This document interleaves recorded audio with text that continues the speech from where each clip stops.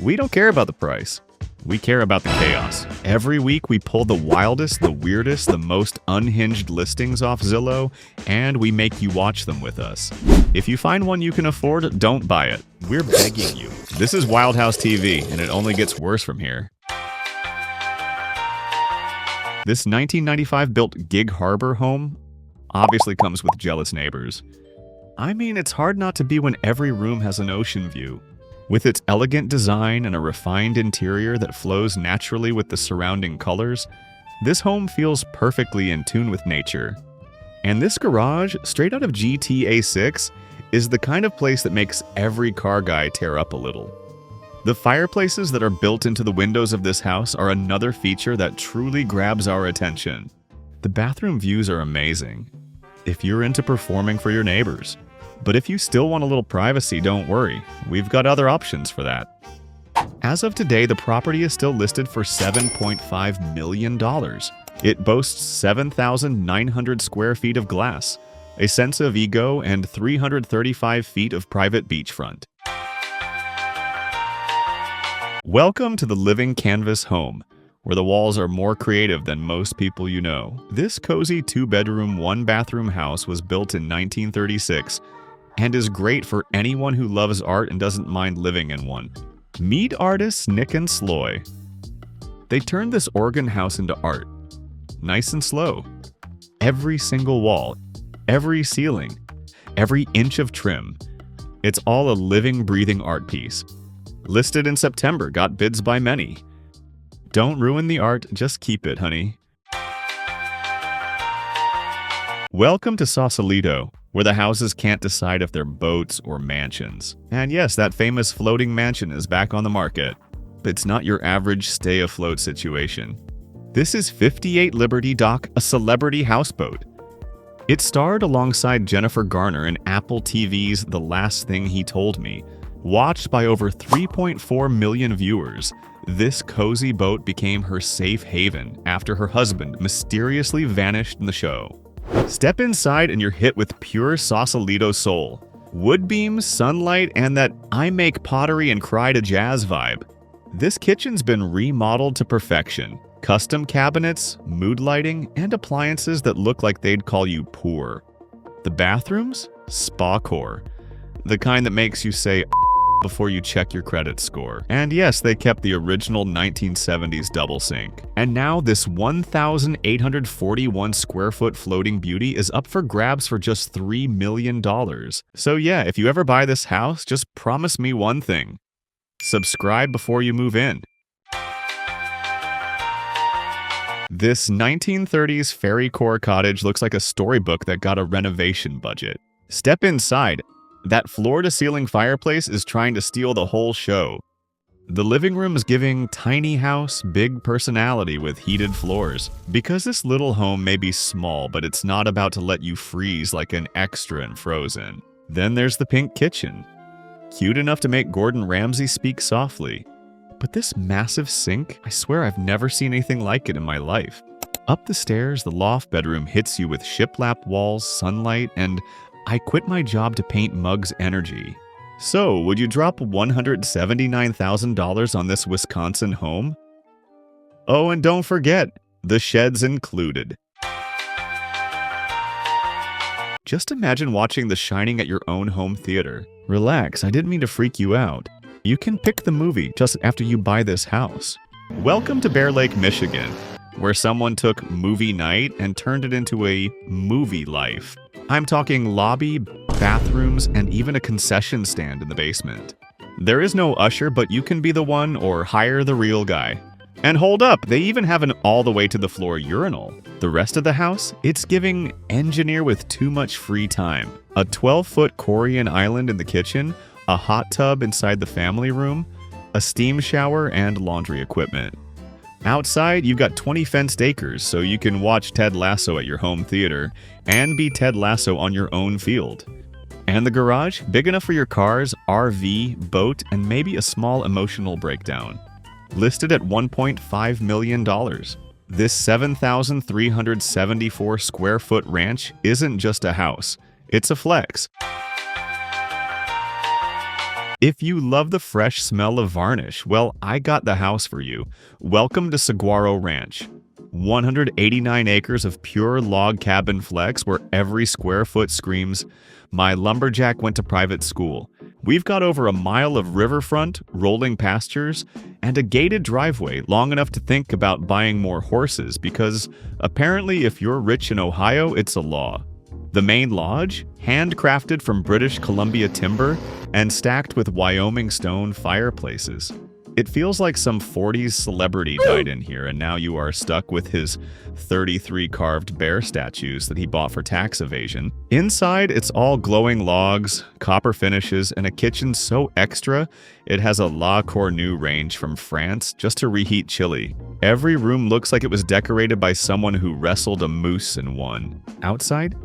A pool courtyard like a 5-star spa in a 30-stall barn.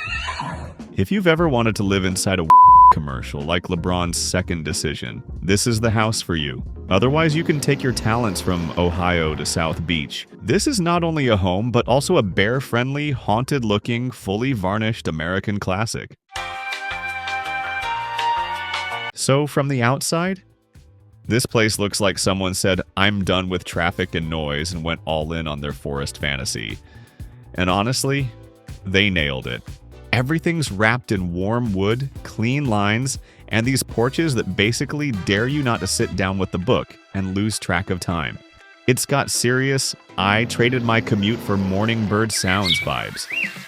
Step inside and the entryway just gets it.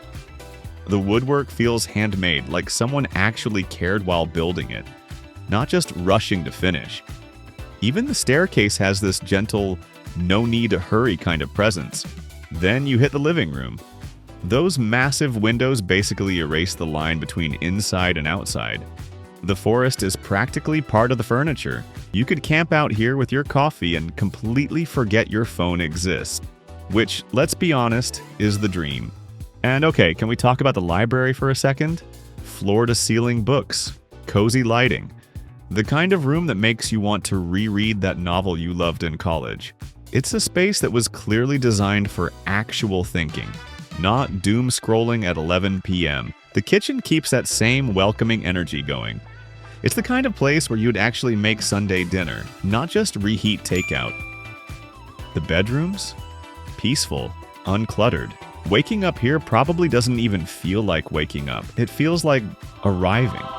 If you've got $7 million to spare, the Zillow link is down in the description.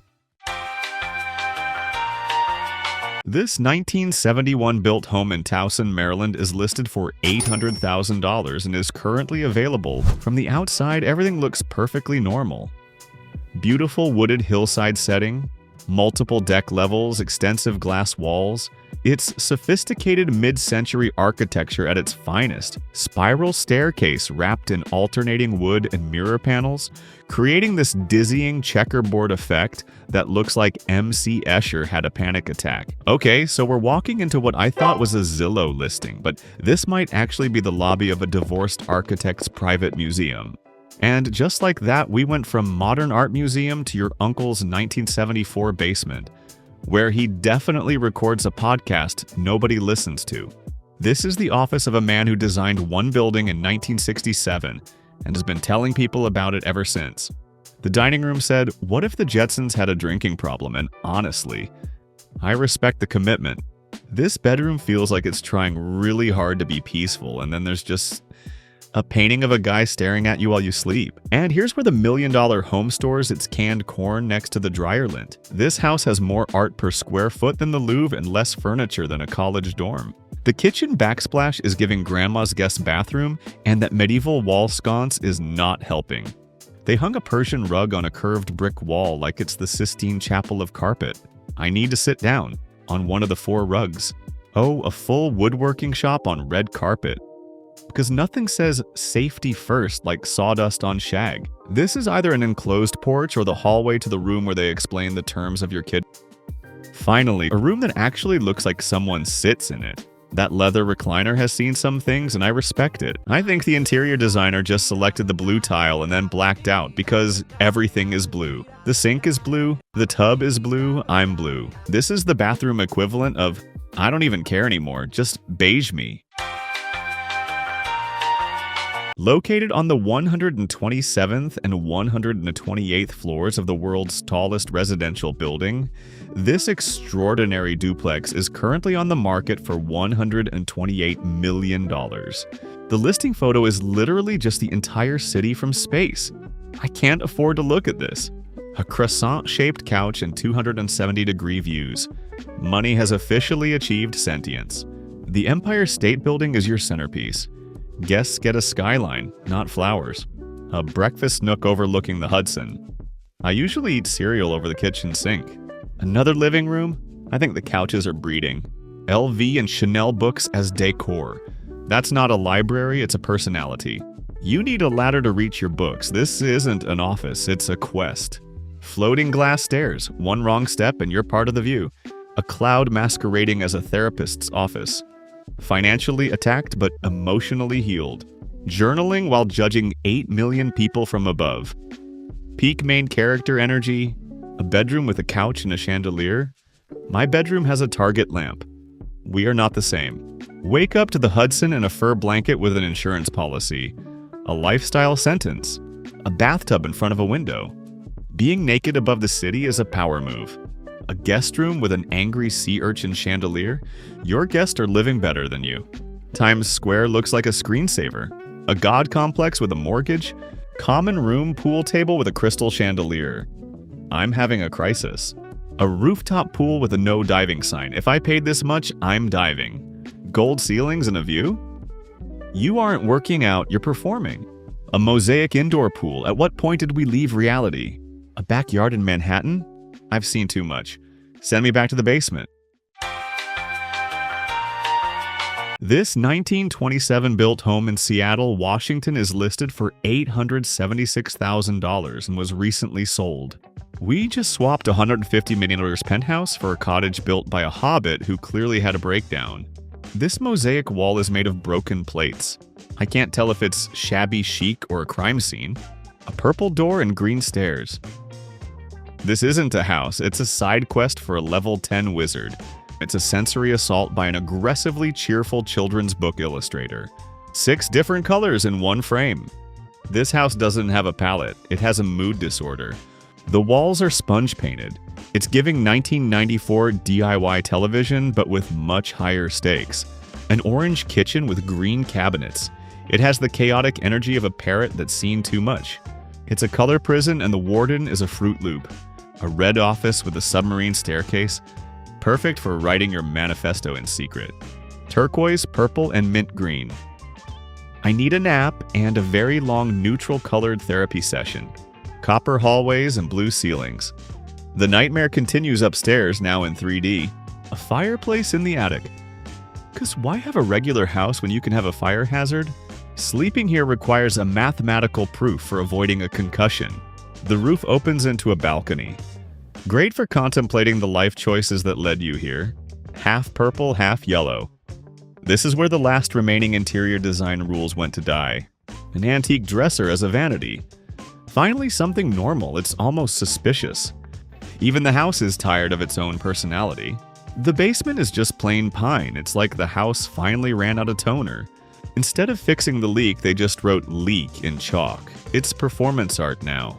The backyard matches the chaos. It's unhinged, it's colorful, and honestly, I'm won over.